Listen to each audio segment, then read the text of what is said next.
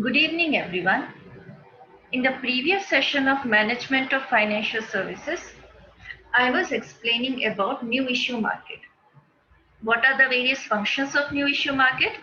And then I explained about the merits and demerits of the new issue market. In today's session, I am going to explain the various methods of floating new issue. This actually means what are the various methods used by the companies in order to issue new securities in the primary market. Okay. So as you all can see on the screen that there are basically four types of methods which can be used by the company for issuing new securities in the primary market. So the first one is public issue, then offer for sale, private placement and right issue. So these four methods are used by the organizations, by the companies, used by the companies for floating new issues in the primary market. Okay. So first of all, I am going to explain about public issue. Okay. So issuing companies are those companies which are issuing new securities in the market for the first time. Okay, so these companies directly offer their securities to the general public or any type of institutions. Uh, for example, a fixed number of shares. If they are issuing shares, they are issuing a fixed number of shares, and the price of each and every share will be mentioned. So, issuing companies will offer directly to the public or institutions a fixed number of shares at a stated price through a document called prospectus. So prospectus here contains all the details about the security, the number of shares to be issued, what is the face value of the share, at what price the share is issued, whether it is issued at a premium or at a discount or at par. Premium means the price of the face value of the the price at which the shares will be issued is more than the face value. Discount means the price of the share at which the price of the share will be less than the par value or the face value of the share. Or at par means the price at which the shares are issued is equal to the face value. So the shares can be issued at a stated price, and all these things, all the information regarding the organization, regarding the total subscription, means the allotted amount of capital which they are issuing through the new issue. So each and every detail about the new security, the total number of shares, about the organization, and many other details will be mentioned in the prospectus. So whoever is interested in purchasing the shares of the company, they can go through the prospectus, they can find out each and every information in the prospectus, and then they can apply for the shares. Okay, so this is the basic process of the public issue. Clear? So this is one of the most common method used by the joint stock companies in India to raise capital through issue of securities, whether it is equity shares or preference shares. So many organizations in India prefer this type of method, this public issue, for issuing shares for raising additional capital, as well as when companies start the business for the first time, when they get listed in the stock exchange.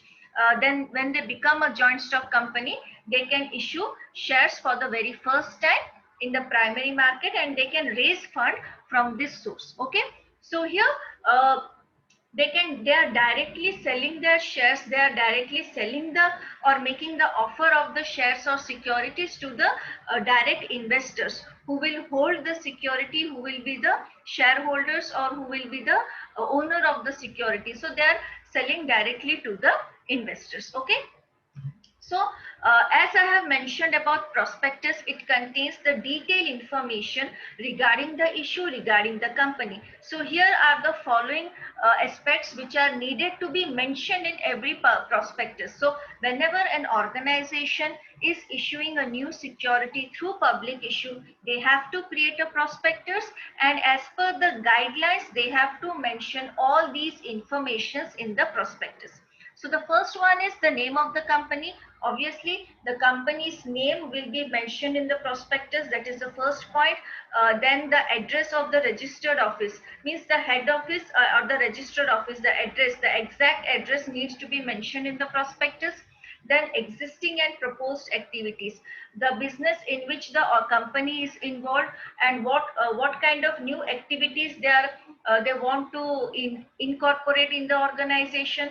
So all those things, all the activities, all the aspects of the organizations, of the aspects of the company needs to be disclosed in the prospectus. Then the location of the company, the industry, they have to mention in what area the company is located. And then the name of the directors, each and every director's name needs to be mentioned in the prospectus. And then authorized and proposed issue of capital to the public. Authorized capital means the total amount of capital which they have the authority to issue. Sorry, authorized capital simply means that the total amount of capital which is allowed for them to issue in the form of public issue. For example, the authorized capital is around 5 crore. So they can issue securities worth rupees 5 crore, or they can issue securities less than 5 crore, but they cannot issue securities which is more than the 5 crore. So that is the authorized capital. They have received permission to issue securities of that particular amount of capital only, not more than that.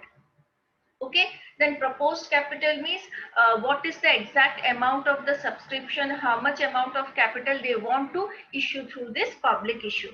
Then dates of opening and closing of subscription list means the dates when the issue will begin and what will be the opening and closing date for the subscription, for application, for sending the applications for the issue of shares, and everything for the sending applications for the subscription of shares. So these dates needs to be also mentioned in the prospectus.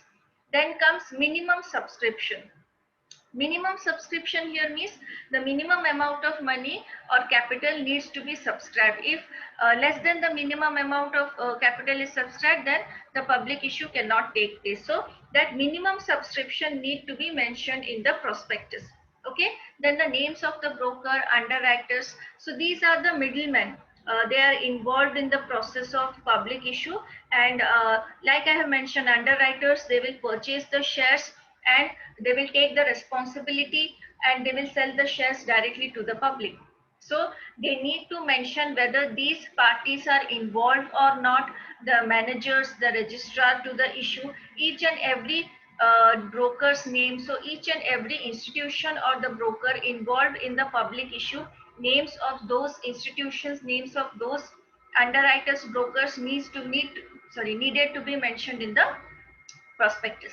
And the last one is a statement by the company that it will apply to stock exchange for quotation of its shares. So this is the last point which is mentioned in the prospectus.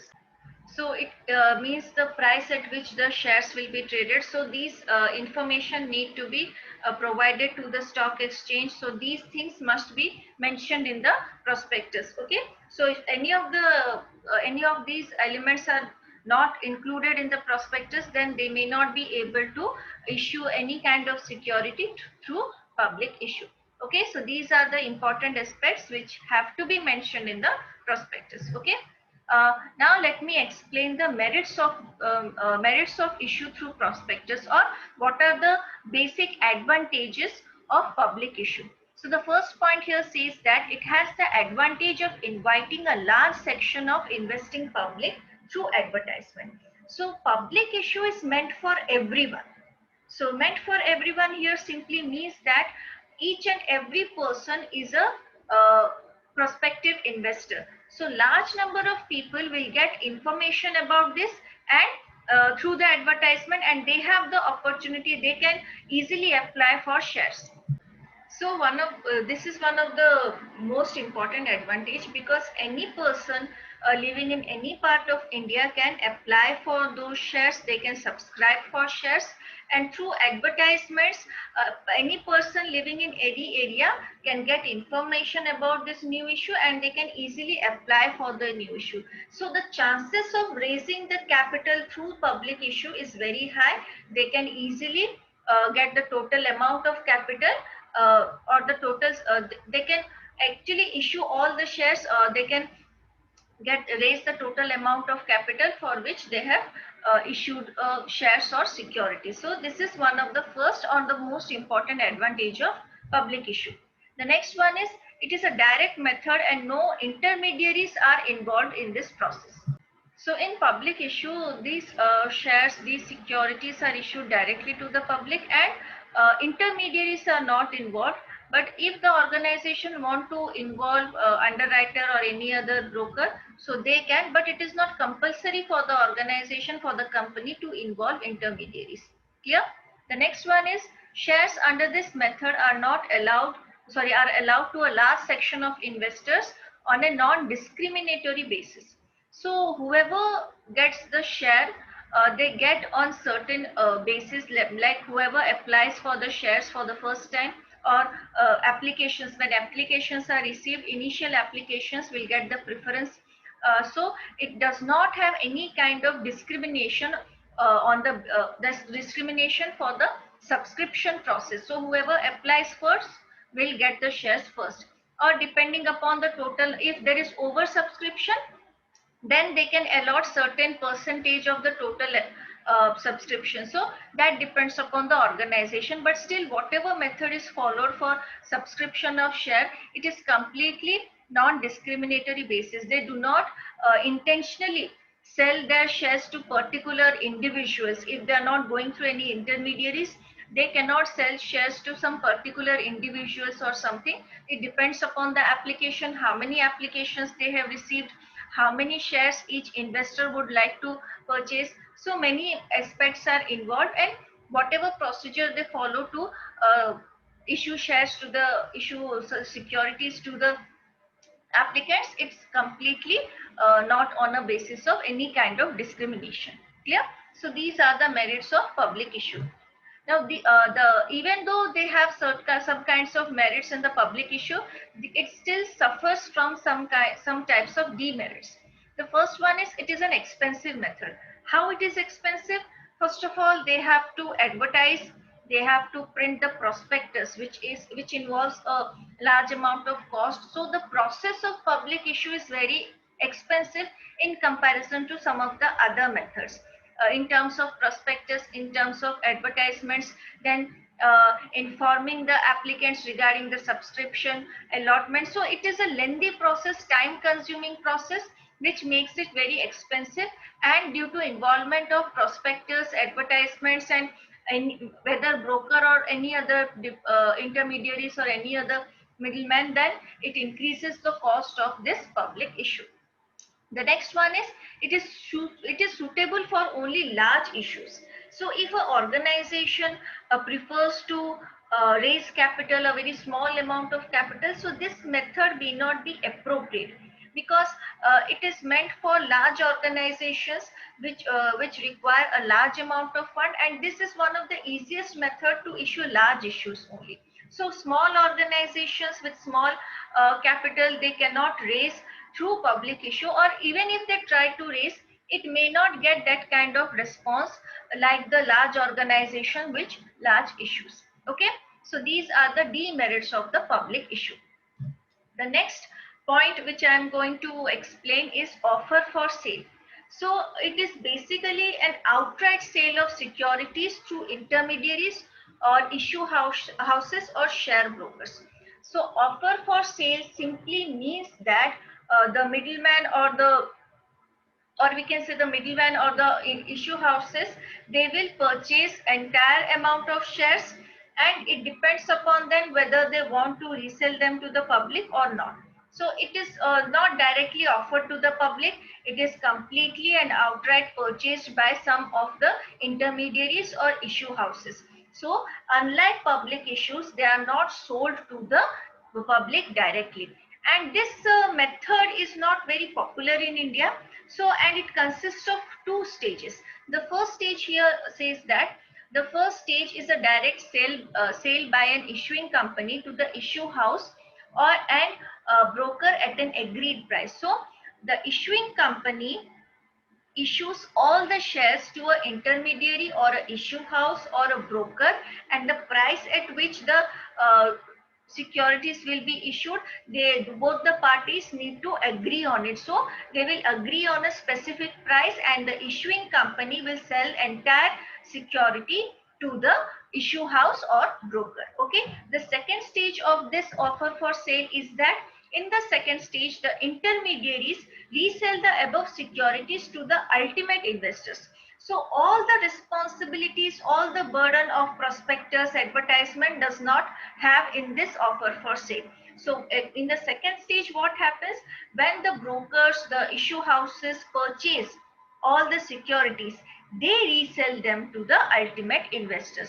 So they act as an intermediary, or we can say a middleman, or between the investor and the issuing company. So the issue house or the stock broker purchase the securities at a negotiated price and resell them at a higher price. And the difference between the price at which they have purchased securities from the issuing company and the price at which they are selling the securities to the investors is actually their profit, the money that they make from purchasing and selling of securities. So it basically consists of two steps. It is a very simple method. In the first step, the entire amount of security is purchased by an issuing house or a broker at a specific agreed price. And after that purchase, they resell the same security to the public or the direct investors, ultimate investors. And whatever is the difference between the price is the profit earned by the issue houses. So it is one of the method which is not that popular in India, but at the same time it reduces the burden of the organization that we have in public issue, that they have to print the prospectus, they have to advertise allotment of share, all those things. These are very complicated and time consuming process. It also involves some amount of money. So all those things are not an important part of offer for sale. They do not exist in offer for sale. So there is no need to print prospectus, no need to advertise. Simply sell the securities to the issuing houses. It is now their responsibility to sell the shares to the ultimate investors, and if they fail to, they have to keep the shares within themselves. Okay, so in some cases they are unable to sell the total number of securities to the ultimate investors. In this situation, they have to keep the remaining number of securities, remaining amount of shares with themselves, because they do not have any option and they have already paid the price for all the securities. Clear? So as I have already mentioned that it is not that common in India, because most of the large companies prefer public issue. Public issue is one of the methods which is almost used by all the joint stock company, because its reach is very high. Each and every person can invest in, or they can purchase the shares to public issue. So this offer for sale is not very common, but still it is used generally in two instances. The first one, offer by a foreign company of a part of it to Indian investors. So it is a foreign company and they are offering a certain part of the subscription to the Indian investor. So through this offer for sale, they can sell the shares to the issue houses. Issue houses will sell the shares or securities of the foreign companies to the Indian investors. So this is the method used by the foreign companies who are interested to sell some of their securities to the Indian investors. So they cannot issue directly, they need to go through the middleman, or they need to go through the issuing houses or brokers. So this is one of the situation in which offer for sale can be used, which is usually used.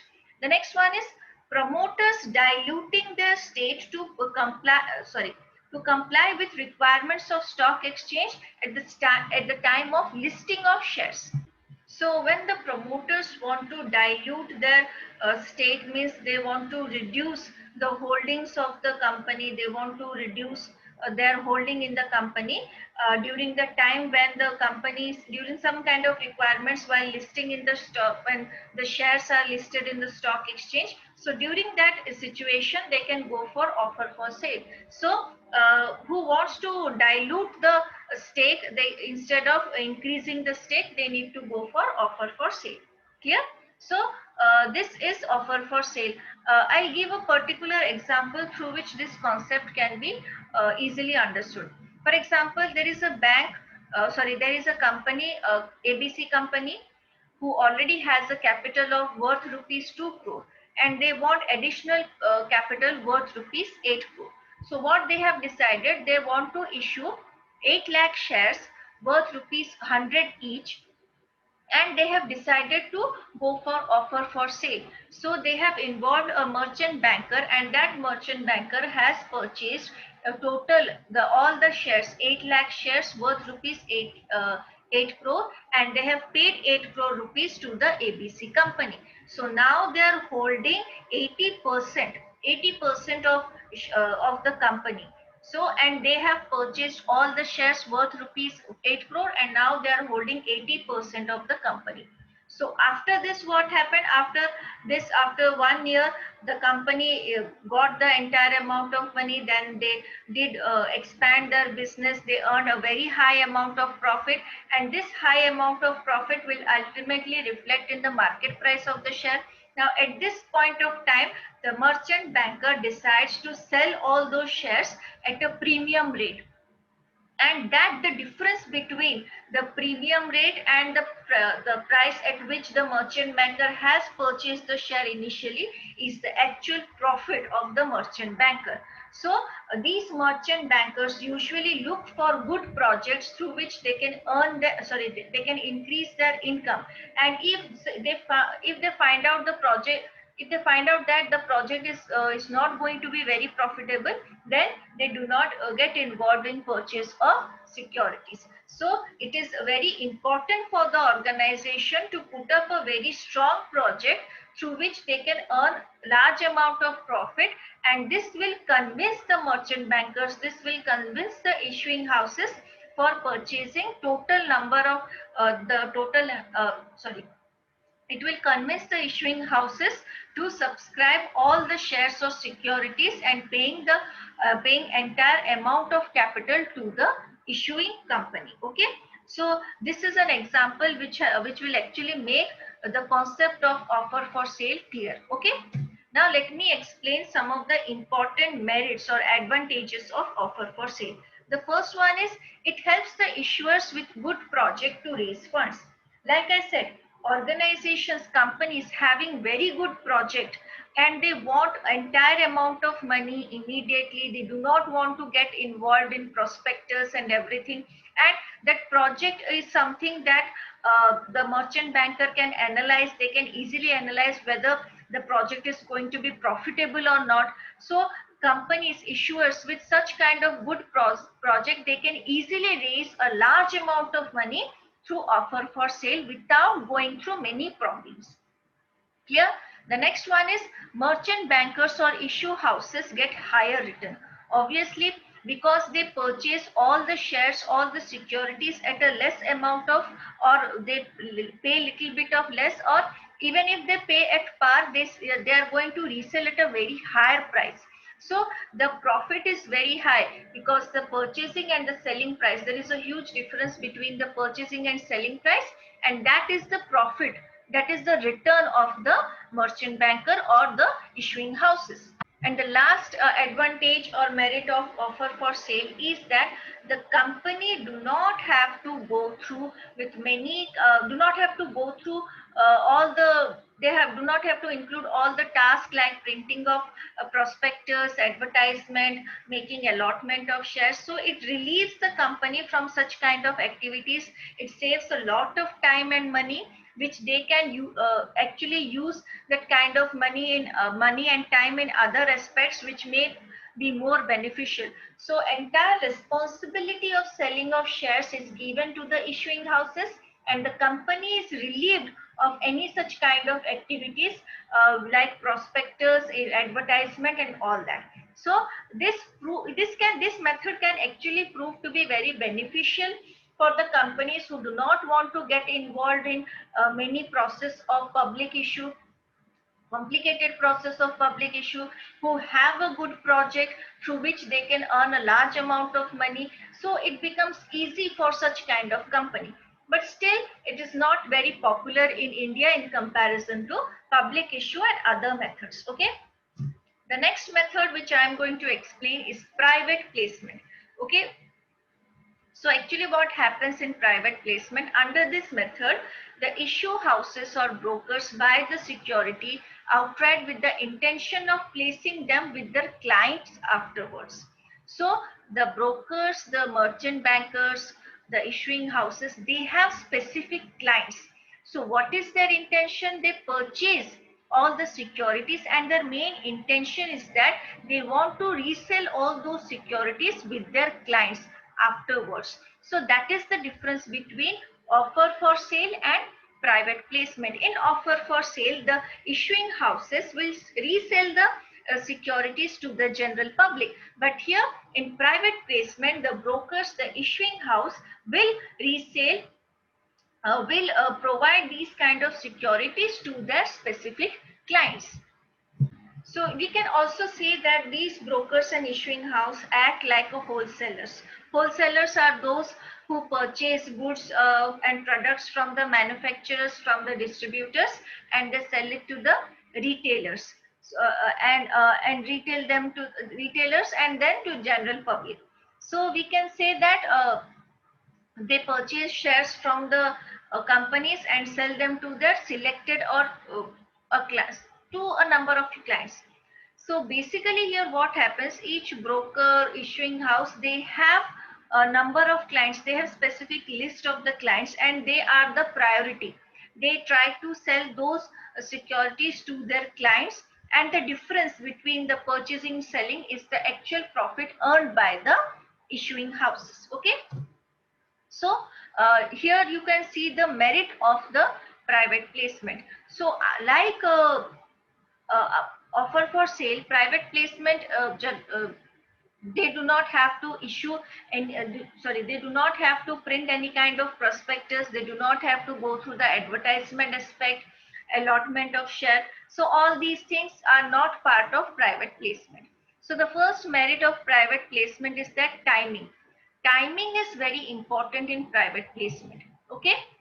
So this method is generally used where there is a chance in the market that with public issues, shares won't be subscribed by the general public during the time of recession or depression, where general public is not interested to invest in shares directly.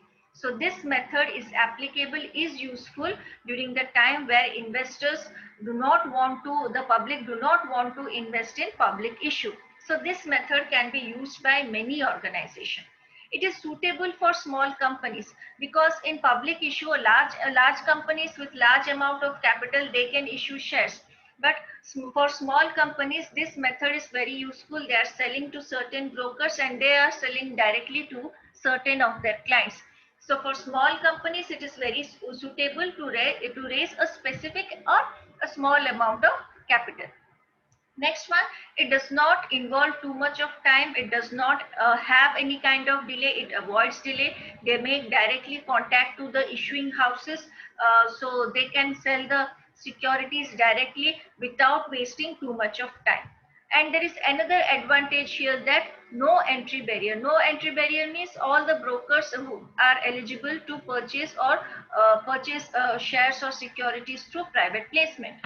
So any broker can purchase or any institution can go for private placement, and it does not have any kind of entry barrier from the company side also, from the issuing company also.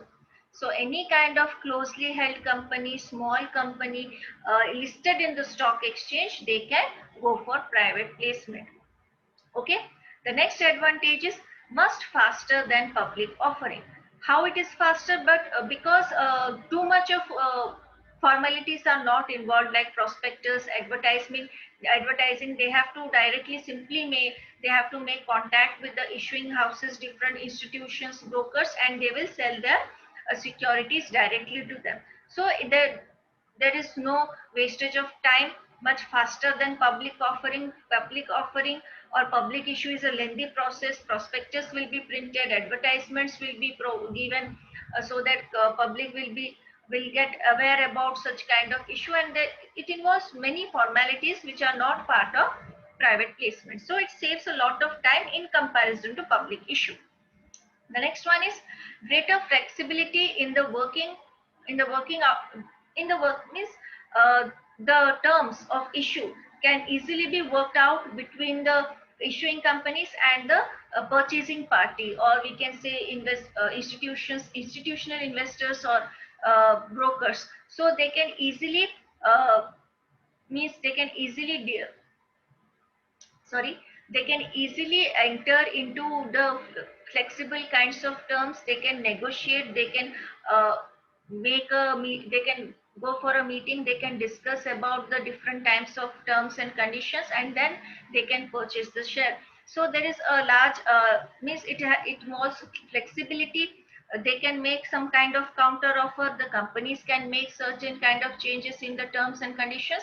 So it is very flexible in nature. The dealings between the organization, the company, and the issue houses or the institutions or brokers is very flexible.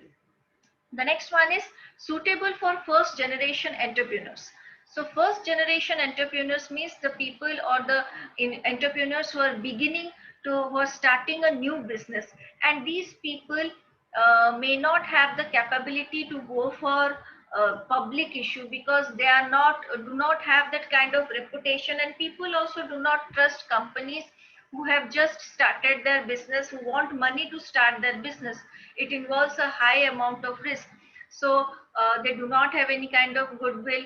So people are resistant to invest in such kind of organization or company. So for first generation entrepreneurs, people who want to start a business, who want to start a company, for startups, this kind of private placement is very useful. And the last one is low expenses. Means no expenses regarding prospectus, advertisements. They save a lot of time, money, and energy, which is used in public offering, which they have to put in public offering. They do not have to go through all those things which are involved in public offering. So expenses are very low in comparison to public offering or any other method. Okay, so these are the merits of private placement.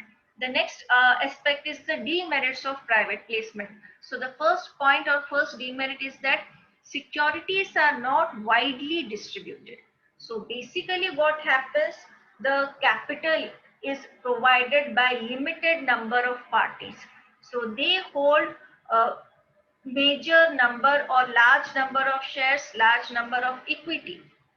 So control is given to few investors, few institutions. So securities are not widely spread. The power is given to some selected investors or institutions, which may have negative effect in the organization in future.